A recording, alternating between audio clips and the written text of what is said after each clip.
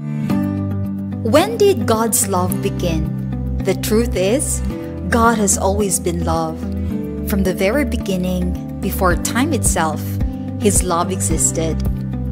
But if He is love, why is the world so broken? God's love is unconditional, yet He allows free will. He doesn't force love, He invites it. Suffering exists not because He is absent, but because He is patient, calling us back to Him.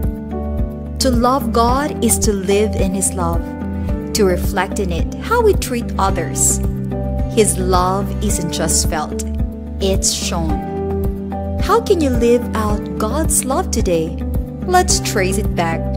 When God's love begins, only here on Good Morning Pastor.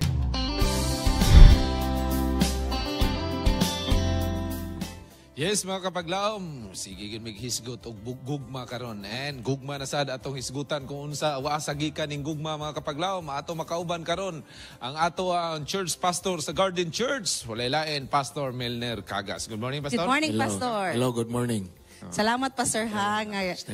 Morning. As always, si Yes. Pastor yun naghatag yun og panahon Thank you. alang sa media evangelism. Thank you so much, Pastor. Welcome. And let me take this opportunity also to thank our brethren of the SPUC Garden Church for always allowing Hope Channel to hold programs in the Correct. church. Daghang Maligsan ilang program sa church. Motong na lang yun. Thank you kay Pastor. Labi na sa mga Okay. sa church board sa Garden. Priority yun mo. Yeah, thank you so much, Pastor. Let's talk about when love begins. When the love of God begins. Kanusa man yun, Pastor, nagsugod nga. Kung may sila, God is love. Kanusa man nagsugod nga. Gilove yun niya ang katawhan, ang kalibutan. When we say about, kung maingon ta, Pastor, nga, because He created earth, diba? Siya nag-create. If we read that on the Bible, sa Genesis, naadiha ang creation nga time. Pero kung love po niya ang earth, nga nang gitugutan po niya ang chaos sa world or sa earth. Pastor, thank you for answering. Okay, good morning sa tanan og happy Sabbath. Ang Diyos gugma. Ang gugma diha na sa iyang pagka-Diyos. Because God is love. Muna nga, kanusaan nagsugod ang gugma, sa iyang pagka-Diyos, diha na ang gugma. Oh, the relationship between the Godhead na nakanang gugma. Oh, before the creation, diha na ang gugma. Yan ang gugma. Before the redemption, diha na ang gugma. Sa wa pa si Kristo nagpakamatay, na ang gugma. Sa ato pa, Pastor, kana mo ingon sila wing ba nga, mao na gyud na ang imong pagkatao. Dili ingon sa Sir Rex diba nga, dili na gyud ka change sa imong pagkatao. Ana na gyud ka. Ang hulma nimo mao na gyud na siya. Matabangan lang sa grasya sa Ginoo kung tawanon ni siya. Pero sa Ginoo dili na gyud nimo siya pod ma-change because He Siya, alone gugma gyud, is love. Diha gyud nagsugod ang iyang pagka-Diyos, Diyos sa gugma, diha ang sinugdanan sa gugma. Nabuhat lang niya kining kalibutan, expression sa iyang gugma. I like that. Mo. Nag-create niya ang Expression kalibutan niya, gugma. and as an expression of His love. Pero Pastor, why did God allowed so much chaos in the world when He created it out of love and when He is love Himself? Why man nga pwede na naunta mo litit kun ba? Okay, snap of the finger. Usab na pod. Mag-love mo tanan. Nabita, Pastor.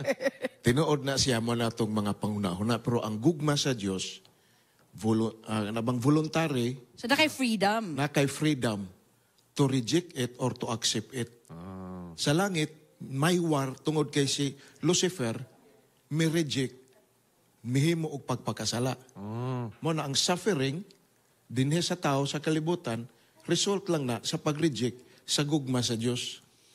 So kumbaga Pastor, ato siya ibutang sa Correct. perspective sa anak o sa parent, no?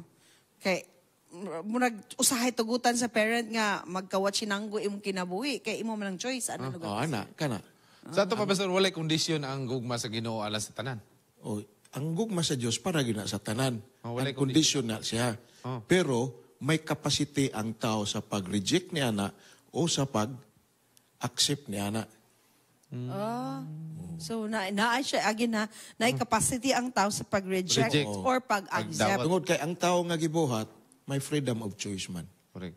Siguro Pero- itong sa time charm, kung pagbuhat sa tao nakasala si Adan o si iba dito sa tanaman o Eden, pwede to pulihan din ni Jesus. Pero naamang yung mga angel, Pastor, no? Nagtanong yung silusupir na, ay, gugma ka, gikan ka sa gugma, karon na Lagi, yung tao. mo na nga ang gugma sa Dios na may justice pero he is a long-suffering God. Grabe yun iyang kuan. Pwede God, kana sa tungnaw na, makabuhat man kog laing Adan. Correct. Makabuhat man kog laing iba. Oo. Pero pamatud-an yun sa Dios ang iyang gugma nga usa ka gugma nga voluntary, unconditional, long-suffering nga gugma nga gitagaan yun yung tsansa ang tao. Pero Pastor, nalagi sa, di ba na, sa scripture na to nga, if you love me, keep my commandments. Okay, oh. So, the word if itself is conditional siya. So, unsa man na, Pastor? Dinis ato, pagpakita sa tong gugma sa Dios, Conditional? Unsa ba? maproiba na, usa nakaproiba nga, may gugma yun ko sa Dios through obedience. Pero siya, ang iyang gugma sa ato, wala gyud condition. No matter unsa man atong Yes. pinagdaanan sa kinabuhi. Patas na tanan, Pastor, patas. Mutong giingon ba nga, mas kinakurintihan. Abot yun ang time nga, mo total reject yun ta sa Ginoo, mo na yung, naagyoy result pod. Kay, ang Ginoo, God is a God of justice man. Ang iyang love, na may justice. Na may justice. Og mo reject yun ta niya, sa experience sa mga Israelanon, mas maayo nga mamatay ang pipila kay madamage ang minilyon. Pero, for example, tong sa pagsimba nila tong golden calf, grabe ang mercy sa Ginoo. Ang katulang nangamatay, ang may-reject yun sa grasya Nga wala sa Diyos. nag-repent. Katog yung padayong yun ilang rebellion. Pastor, nagiingon sa 1 John 4 ba, verses 7 to 9. Ingon dire, dear friends, let us love one another, for love comes from God. Everyone who loves has been born of God and knows God. Whoever does not love does not know God, because God is love. Yeah, Pastor, kinang akong pangutana ni unsa ang meaning ani una, then akong ikadung ang pangutana kay who is kung nakabalo daw ka sa Ginoo, ay everyone who loves has been born of God. So ang tanang nahigugma murag nakabalo na siya sa Ginoo. So katong wala nahigugma, whoever does not love God does not know God. Pero daghan lagi ingon na mga quote ba nga daghan daw na sa simbahan nga wala magigugma sa Gugma? silingan, wala gugma. nagsige Mo na na challenge marites og mari Kay, kining love comes from God. To love somebody, kay mo na iyang sulti dia, love one another, we must first experience the love of God.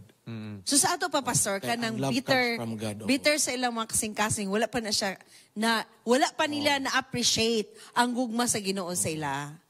Mo na nga, kining loving relationship, mo na kita og experience sa love ni Jesus Christ. Lord, kinakong kinabuhi, di na ako masabtan, usahay, mag-agad ko sa kong mood. Agad sa mood. Oh.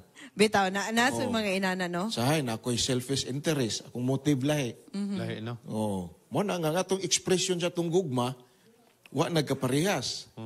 Mo na nga, basis gyud for loving relationship, ang love comes from God man, kay God is love, una gyud ta nga to sa Dios. Nagigugma nga tininoon. Yes, Napoy we- gugma Diha nga gyud piki. no. Diha gyud ta mangayo sa Ginoo. Pitong ingon ni mo, Charm, nga katong nagpadala ganina nga. Kagigugma man tatanan sa Ginoo, dapat patas, pareha tag naong tanan. Gwapo-gwapa, pero tungkol sa pagpakasala, Pero, Pastor, nga lubag ang uban. Pero gwapo gyapon ta gwapo bisag Gwapo, ay, ato ramang pananaw mo ilahi. Ya kay tainted na pod ang atong the way we see people. Correct. Medyo kumbaga tainted na pod siya, di ba Pastor? Kay tungod sa sala. Lagi oh.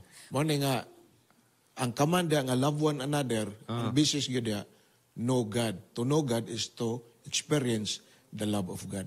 Pastor, our viewers are now watching this program and I need you to tell them what the Lord wants them to hear this morning. Tanan nato mga kapaglaom, Sapagkat tinuod, gusto sa Dios nga kita mo eksperyensya sa iyang gugma. Ang iyang gugma unconditional, voluntary, ug alang kanatong tanan. Ug gusto sa Dios nga kini nga gugma ma-share mo na nga siya nagsugo nga ato kining higugmaon ang matag usa. Pero to experience that kind of love, mangita og mangayo kita sa source of love, diha kang Jesus Christ. Mo na nga to have this experience, makig-experience kita kauban kang Isus. Knowing God is to love Him and to experience that love unto others. Gani sa 1 John 4, gingon pagidya, gusto, di man takakita sa Ginoo. Pero, unsaon nato nga ang Diyos magpabilin din ka nato when we love to each one, love one another. Oh, diha makita nga ang Diyos nagpabilin nganhi ka nato. Diha makita usab ang Diyos sa atong kinabuhi. Muna kung makita na ko si Pastor, lumukay mong istorya si Pastor ba? Alam mo kay Pastor. Naagyo, Ginoo. Makaingon kita nga, God is really in His heart. Amen.